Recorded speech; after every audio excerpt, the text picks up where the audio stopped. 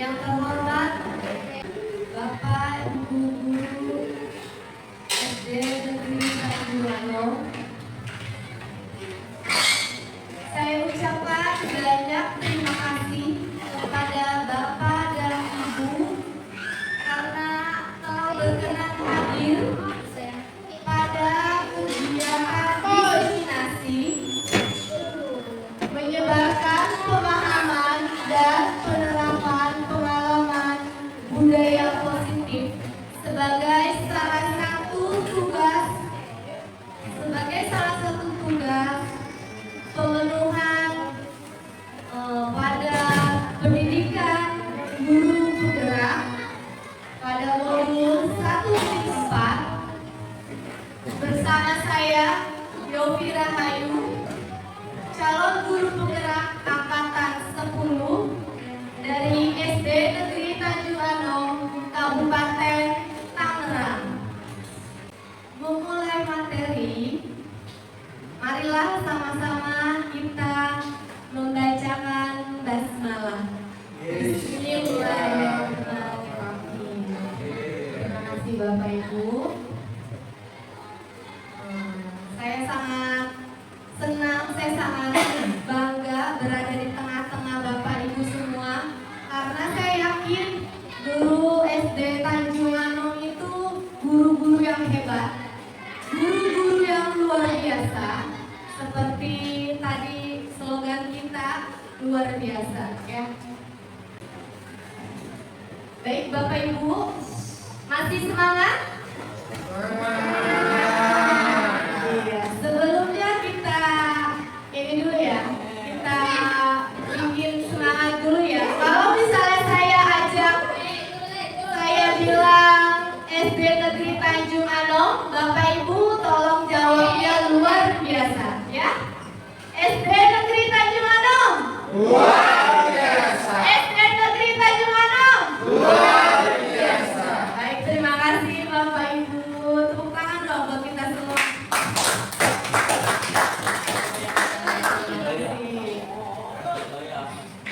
Baik, sebelum saya memulai materi, saya ada sedikit pertanyaan dulu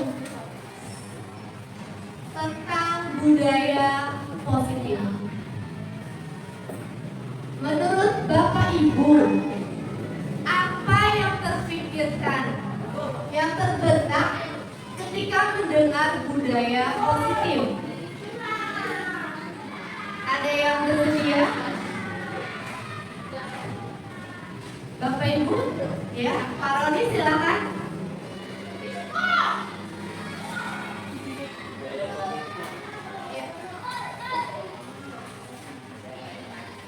Menurut saya, budaya positif yang sudah diterapkan di sekolah kami,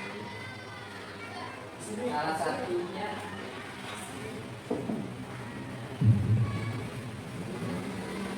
menurut pendapat saya, budaya positif yang sudah diterapkan dan dijalankan di sekolah kami yaitu menjaga kebersihan dengan memberikan motivasi kepada anak untuk membuang sampah pada tempatnya. Ini merupakan satu budaya.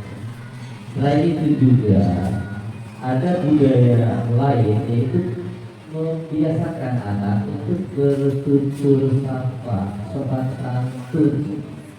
Ini merupakan salah satu budaya kita juga. Ini sebagian dari pengertian budaya tersebut. Mungkin yang lain ada pendapat. Terima kasih Pak Roni, benar sekali ya, budaya positif itu seperti contoh yang disebutkan Pak Roni tadi, seperti membuang sampah, datang tepat waktu, itu merupakan salah satu contoh budaya positif di sekolah. Baik, Bapak Guru. Baik, selanjutnya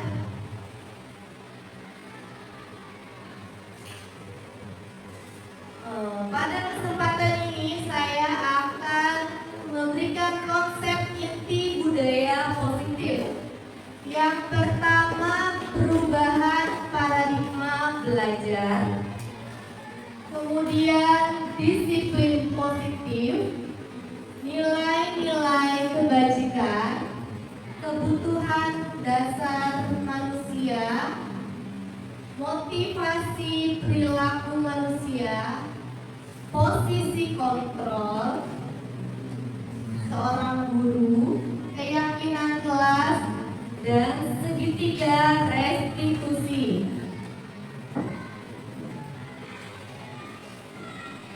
Nanti yang akan saya bahas adalah poin-poin ini ya Bapak Ibu.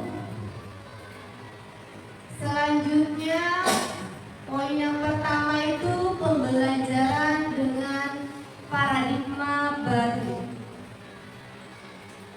Pembelajaran dengan paradigma baru merupakan pembelajaran yang dirancang berdasarkan pembelajaran berdiferensiasi, sehingga para peserta didik belajar sesuai kebutuhannya berdasarkan tahap perkembangan sesuai teori psikolog modern untuk mewujudkan profil pelajar Pancasila. Ya, dalam pembelajaran baru ini kita kadang mendengar ya Bapak Ibu ya, ada yang namanya berpihak, pembelajaran yang berpihak pada murid, dan ada juga pembelajaran yang berpihak pada guru. Ya, yang mau saya tanyakan lagi nih, menurut Bapak Ibu, kita itu harusnya pembelajaran yang berpihak pada murid atau yang berpihak pada guru? Ada yang siap berkenan menjawab? Berpihak pada murid. Ya. Kenapa Pak? Boleh dikasih tahu alasannya Pak? Kalau ini? Ya, karena sesuai dengan perkembangan modern saat ini, kita harus mengikuti minat dan keinginan murid, kemudian dikembangkan minat dan keinginan murid tersebut. Jadi kita tidak mengacu kepada keinginan pada guru. Artinya kita mengikuti perkembangan anak sesuai dengan perkembangan zaman. Terima kasih Bapak, benar sekali. Seharusnya kita sebagai guru menggunakan pembelajaran yang berpihak pada murid. Kalau bisa jangan sampai berpihak pada guru, karena kadang kita dalam pembelajaran kita hanya menggunakan metode ceramah, metodenya cuma yang satu arah. Alangkah baiknya kita menggunakan metode pembelajaran yang saling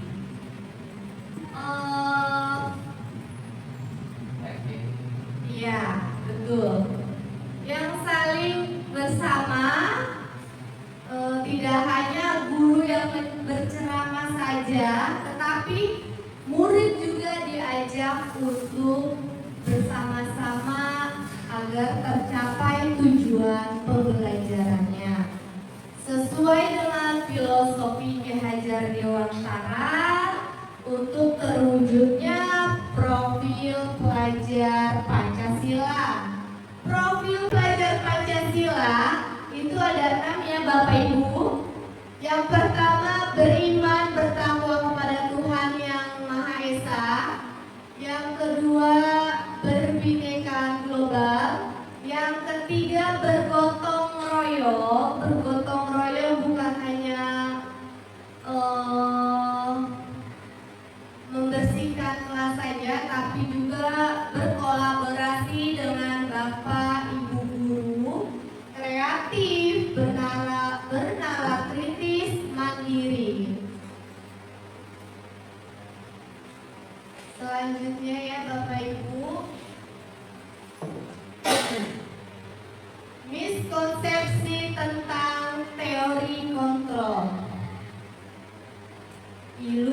guru mengontrol murid, ada ilusi bahwa semua penguatan positif efektif dan bermanfaat, ilusi bahwa kritik dan membuat rasa bersalah mampu menguatkan karakter, ilusi bahwa orang dewasa berhak memaksa. Mengubah paradigma stimulus respon ke pendekatan teori kontrol. Stimulus respon, realitas kebutuhan kita semua. Sedangkan teori kontrolnya, realitas kebutuhan kita berbeda. Semua orang melihat hal yang sama. Setiap orang memiliki gambaran yang berbeda. Stimulus respon, kita mencoba mengubah orang agar berpandangan sama dengan kita. Ini kebalikannya ya.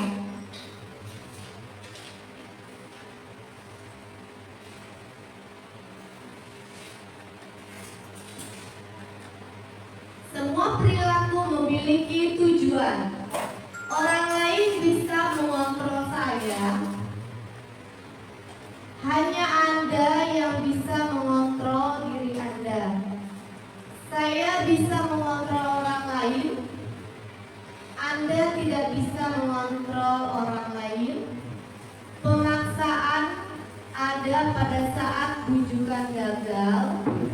Kolaborasi dan konsekuensi menciptakan pilihan-pilihan baru. Model berpikir menang atau kalah, model berpikir menang dan menang. Disiplin positif. Disiplin positif itu artinya belajar. Disiplin mengacu pada disiplin diri yang memiliki tanggung jawab terhadap apa yang dilakukan berdasarkan nilai-nilai yang diyakini. Disiplin positif merupakan salah satu cara penerapan disiplin yang bertujuan untuk menumbuhkan kesadaran serta memberdayakan peserta didik tanpa imbalan atau penghargaan, ancaman, atau hukuman. Tentunya ya Bapak Ibu sebagai pendidik, tujuan kita ini menciptakan peserta didik yang memiliki disiplin diri sehingga mereka berperilaku mengacu kepada nilai-nilai kebajikan universal dan memiliki motivasi intrinsik atau motivasi dari dalam diri anak-anak tersebut dalam perubahan perilaku ke arah yang lebih baik lagi.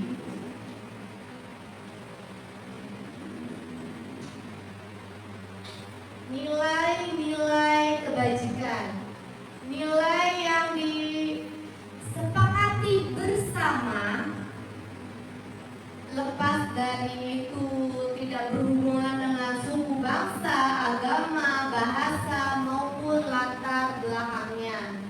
Contoh nilai kebajikan institusi atau organisasi. Profil pelajar Pancasila yaitu beriman dan bertakwa kepada Tuhan Yang Maha Esa, berakhlak mulia, berkebinekaan global, gotong royong, mandiri, kreatif, dan bernalar kritis. Untuk program PYP beriman dan bertakwa pada Tuhan Yang Maha Esa, terus keterampilan hidup dapat dipercaya, lurus hati, pendengar yang aktif, tidak merendahkan orang lain dan memberikan terbaik dari diri. Nah, lanjut ke materi kebutuhan dasar manusia. manusia.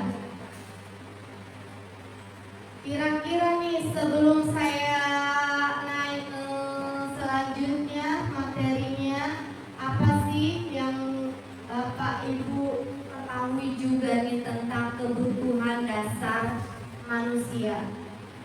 Bapak Ibu ada yang berkenan untuk menjawab kebutuhan dasar manusia?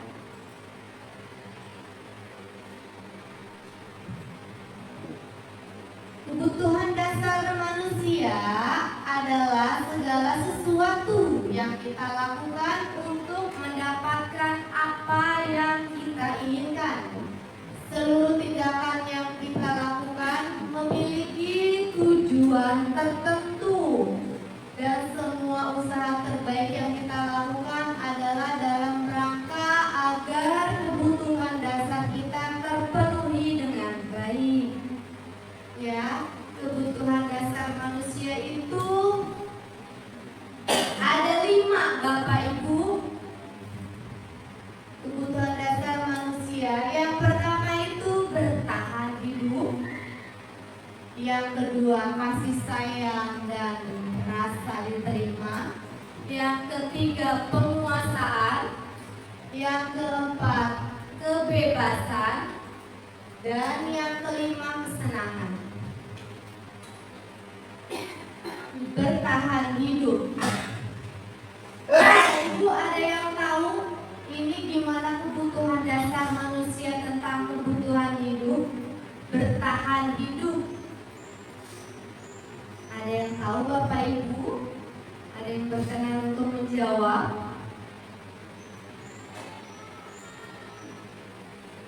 Ada?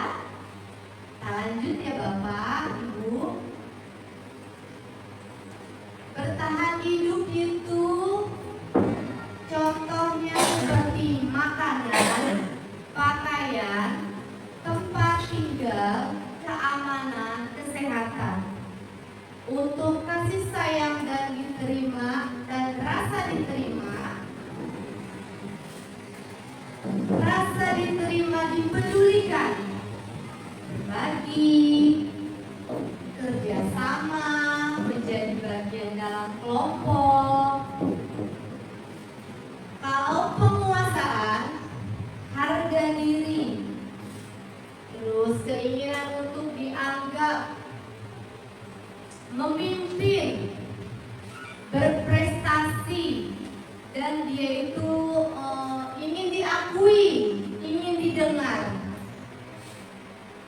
Keempat, kebebasan. Mandiri, memiliki pilihan, jadi dia bebas mencoba hal baru, mengendalikan arah dirinya sendiri. Kesenangan,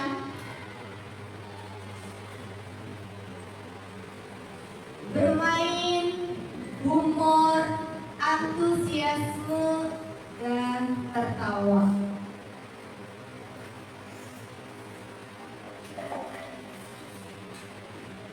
Motivasi perilaku manusia itu ada yang didasari dari motivasi dari dalam dan dari luar diri. Dari luar diri itu contohnya untuk menghindari ketidaknyamanan atau hukuman, untuk mendapatkan imbalan atau penghargaan dari orang lain. Itu biasanya motivasi dari luar.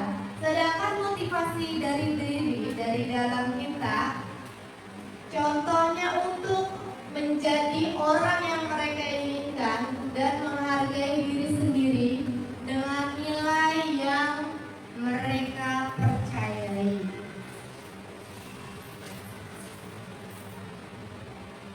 Di sini ada 3 ya Bapak Ibu. Ada yang namanya hukuman, ada yang namanya konsekuensi, dan ada yang namanya restitusi. Kalau hukuman itu ciri-cirinya tidak terencana, terus tiba-tiba. murid tidak tahu apa yang akan terjadi, tidak dilibatkan, bersifatnya cuma satu arah, berarti dari guru saja, berupa fisik atau psikis hukuman. Sedangkan konsekuensi itu terencana atau disepakati sesuai peraturan, murid tetap tidak dibuat nyaman. Kemudian sikap guru selalu memonitor murid. Sedangkan restitusi, proses menciptakan kondisi bagi murid untuk memperbaiki kesalahan. Proses kolaboratif yang mengajarkan murid untuk mencari solusi sendiri. Nah, kira-kira Bapak Ibu sudah melakukan yang apa ya? Hukuman, konsekuensi, atau yang restitusi? Kira-kira. Ya. Lanjut ya.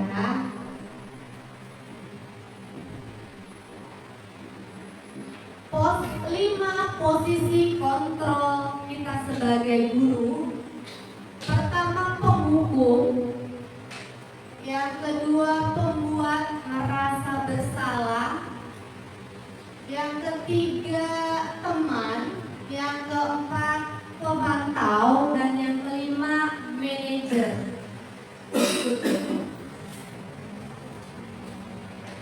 Contoh penerapan 5 posisi kontrol guru. Contohnya kasus siswa tidak memakai atribut lengkap saat upacara bendera. Kalau kita sebagai penghukum, kita pasti bilangnya hormat aja sama bendera selama 1 jam karena kamu tidak memakai atribut lengkap. Seperti itu. Kalau misalnya kita sebagai pembuat merasa bersalah, berapa kali ibu harus bilang, kamu selalu aja mengecewain ibu. Itu contoh kata-kata membuat anak merasa bersalah, membuat merasa bersalah. Selanjutnya menjadi teman. Contohnya, ayo dong ikuti aturan sekolah, tolong bantu ibu ya. Kali ini aja sudah tidak apa-apa, lain kali jangan sampai berbuat seperti itu lagi ya. Itu posisi kontrol kita sebagai teman kepada murid. Sedangkan contohnya sebagai pemantau, kamu sudah melanggar peraturan sekolah, kamu tahu konsekuensinya. Setelah upacara, kamu beli atributnya ya di koperasi dan jangan diulangi lagi. Itu sebagai pemantau. Sedangkan untuk manajer, apakah kamu tahu kesalahan kamu? Kira-kira bagaimana cara kamu untuk memperbaikinya? Nah, Bapak Ibu, ini ada salah pertanyaan ya. Posisi kontrol apakah aku? Coba Bapak Ibu, saya kecewa sekali dengan kamu. Kira-kira itu posisi kontrol apa ya? Seperti yang tadi nih. Penghukum, pembuat merasa bersalah, teman, pemantau, atau manajer.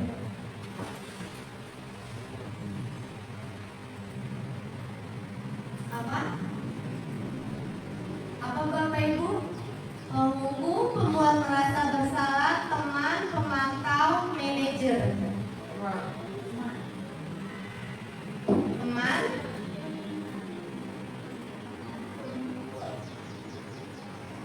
Saya kecewa kecewa sekali dengan kamu. Membuat merasa bersalah. Iya, membuat merasa bersalah. Selanjutnya ya, kamu tidak pernah benar melakukannya.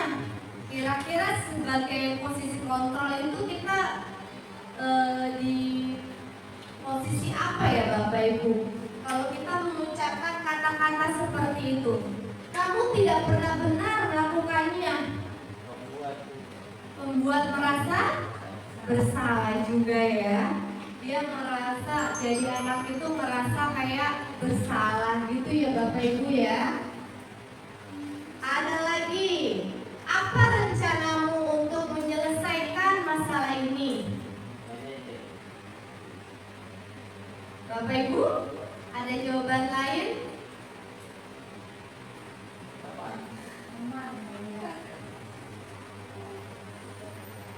Teman, manajer, ya.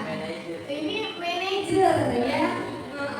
Ini manajer. Apa rencana kamu untuk menyelesaikan masalah ini? Dia mencoba untuk menyelesaikan masalah ini tanpa untuk menghukum atau memberi konsekuensi. Nah, kalau ini Bapak Ibu, kamu tidak pernah mendapat nilai jika tidak mengerjakan tugas. 50 konsekuensi ya. Ya, ini konsekuensi karena dia tidak mengerjakan tugas. Jadi dia tidak mendapatkan nilai. Nah, sekarang materi selanjutnya, keyakinan kelas Bapak Ibu. Mengapa keyakinan kelas bukan peraturan kelas? Ya, Bapak Ibu, mengapa keyakinan kelas? Kenapa sih nggak peraturan kelas aja? Kan sama-sama yang harus diituin sama anak-anak. Ada yang bisa menjawab Bapak Ibu? Ada yang berkenan? Ya, silakan Bapak.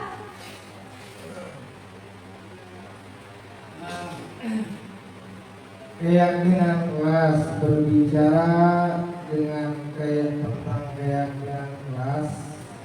Mengapa keyakinan kelas bukan peraturan kelas? Ini kita harus bedakan dulu keyakinan kelas dan peraturan kelas. Kalau menurut hemat saya,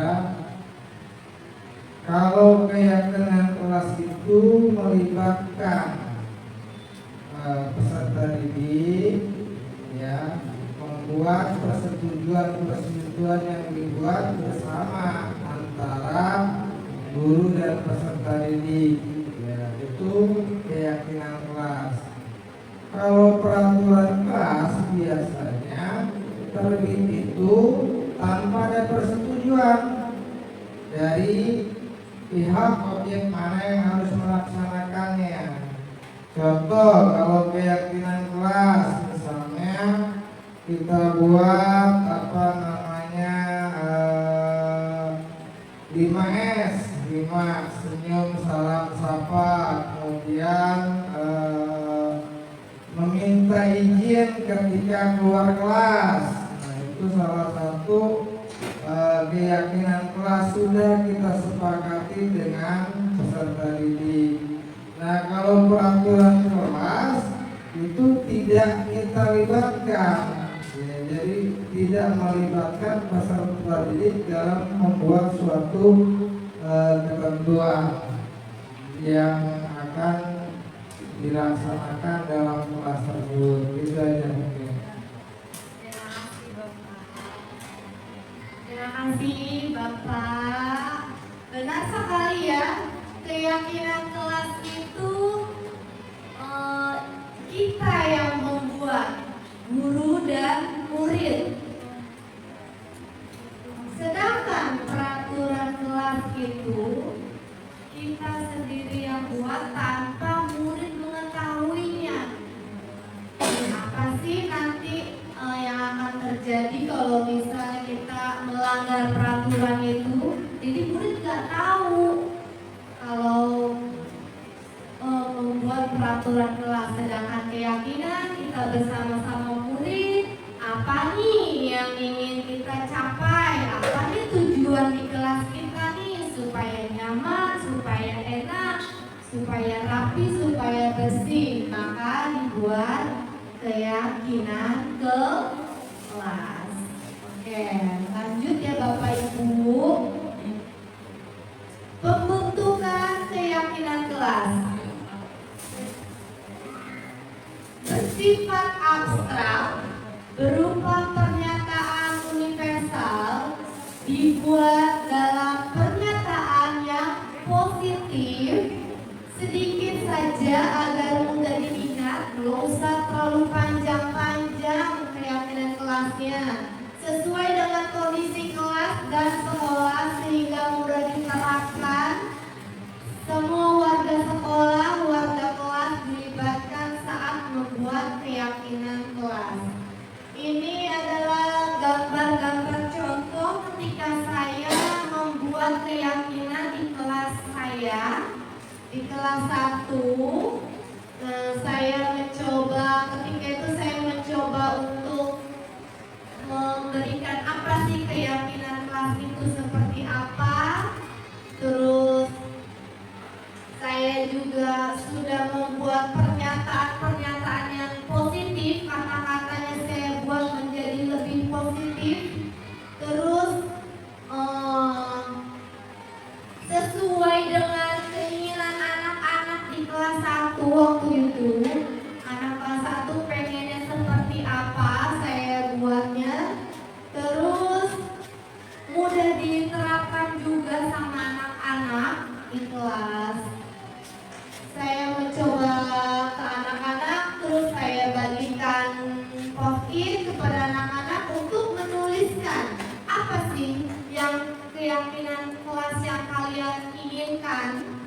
Itu sudah saya coba terapkan di kelas. Mereka antusias sekali menjawabnya, mereka sangat senang, dan mereka mampu mengikuti keyakinan kelas dengan nyaman. Selanjutnya ya Bapak Ibu, segitiga restitusi. Segitiga restitusi adalah suatu proses dialog yang dijalankan oleh guru agar dapat menghasilkan murid yang mandiri dan bertanggung jawab. Segitiga restitusi itu ada yang namanya tahapan menstabilkan identitas, kemudian ada yang namanya validasi tindakan yang salah, dan menanyakan keyakinan.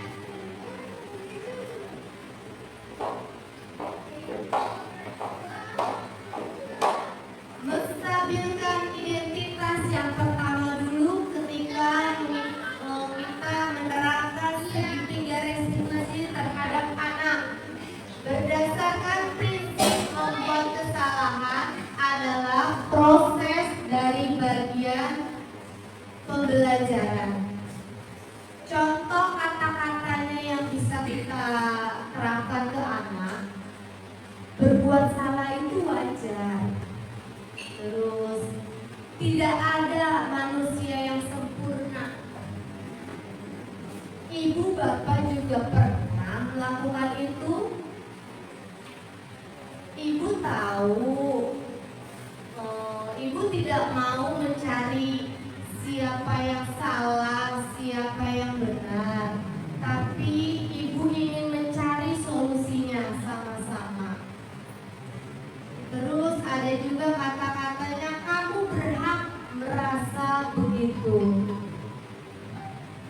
Sedangkan untuk validasi, setelah kita melakukan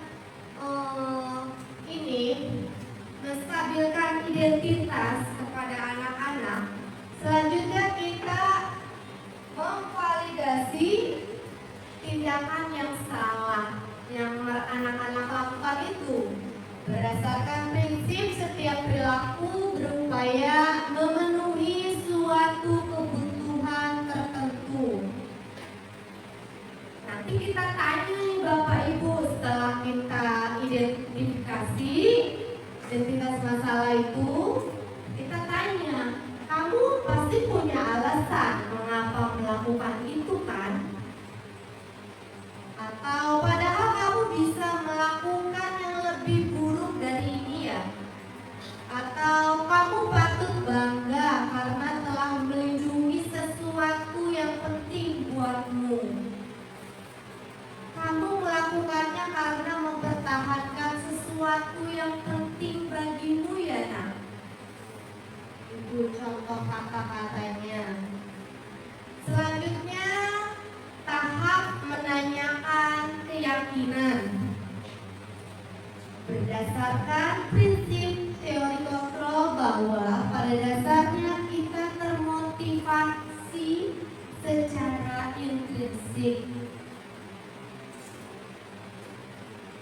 Lalu kita tanyakan tuh ke anak kita, apa keyakinan kelas kita?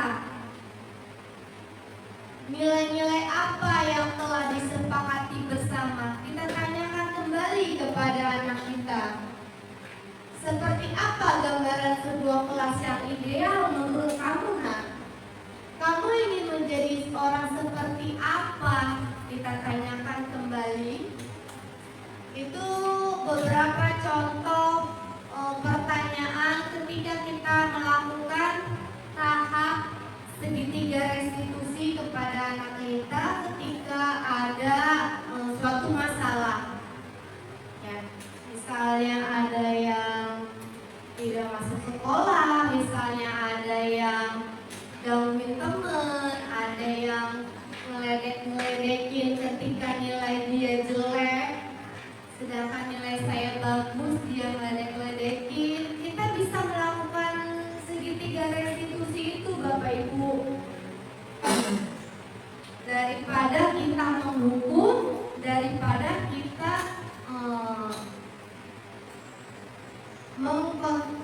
konsekuensi, lebih baik kita menggunakan segitiga restitusi, yaitu identifikasi, terus kita tadi validasi tindakan yang salah anak tadi, terus menanyakan keyakinan anak tersebut. Nah, di sini saya ada contoh segitiga restitusi yang sudah saya buat. Ada contoh segitiga restitusi yang sudah saya buat bersama anak kelas 6 bersama Ananda Tasya waktu itu. Tasya, ya Bu, Ibu mendapat laporan dari sekretaris kelas. Katanya kamu sering tidak masuk sekolah ya? Ya Bu. Iya, sudah berapa kali kamu tidak masuk sekolah tanpa keterangan dalam bulan ini? 5 kali Bu. Tidak masuk sekolah itu suatu kesalahan kan Tasya? Ya Bu. Setiap orang pasti pernah melakukan kesalahan. Yang penting kita belajar dari kesalahan tersebut dan menjadi lebih baik lagi. Setuju Tasya? Setuju Bu. Ya, memanggil kamu ke sini untuk menemukan solusinya sama-sama ya Tasya. Iya Bu. Kamu sering tidak masuk sekolah tanpa keterangan, pasti ada alasannya kan? Kenapa kamu sering tidak masuk sekolah? Saya sering bangun kesiangan Bu, karena begadang main HP. Iya, kamu tahu aturan kelas atau keyakinan kelas yang telah kita sepakati? Ya Bu, saya tahu. Kalau sering tidak masuk sekolah dan tanpa keterangan, apakah sudah sesuai dengan aturan yang kita sepakati bersama?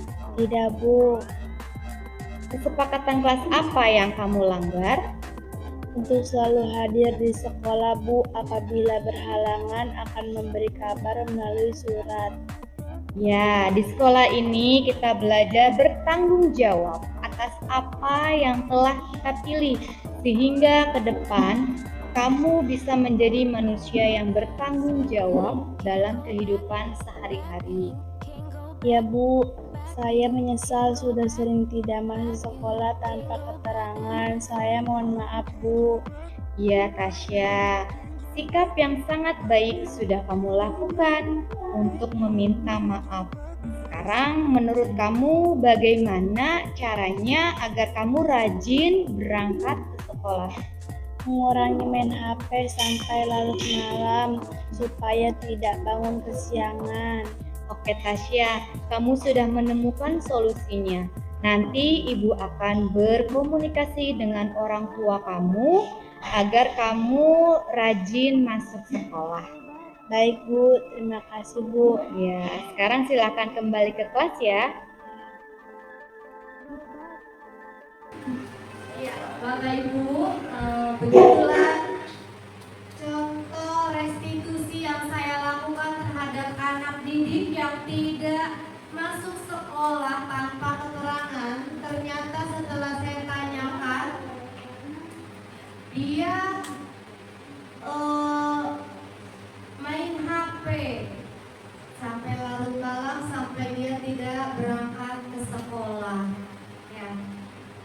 Tapi di situ saya mencoba tidak untuk langsung tidak langsung menghukum. Saya menanyakan sesuai dengan segitiga restitusi tadi, mengidentifikasi, terus menstabilkan, memvalidasi, kemudian saya juga menanyakan keyakinan kelas apa yang sudah si Ananda Tasya langgar ini, ya. Seperti itu contoh yang sudah saya buat Bapak Ibu. Selanjutnya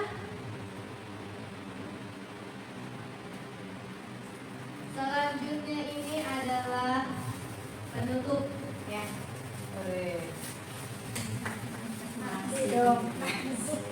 Dalam penerapan program disiplin positif, hendaknya guru memiliki standar kepribadian profesional dan sosial yang baik, di mana guru mampu merefleksikan dirinya dalam kondisi kontrol saat ini.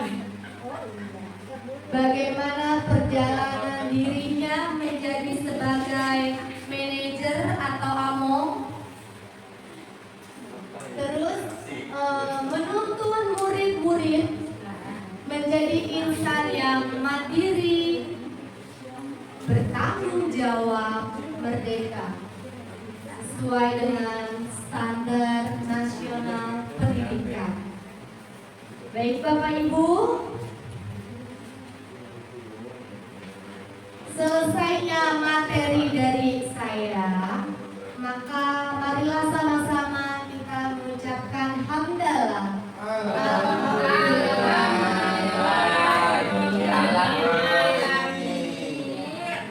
Sekali lagi terima kasih saya ucapkan yang sebesar-besarnya kepada Bapak Ibu yang sudah berkenan hadir pada diseminasi penerapan budaya positif di sekolah. Kurang lebihnya saya mohon maaf. Wassalamualaikum warahmatullahi wabarakatuh.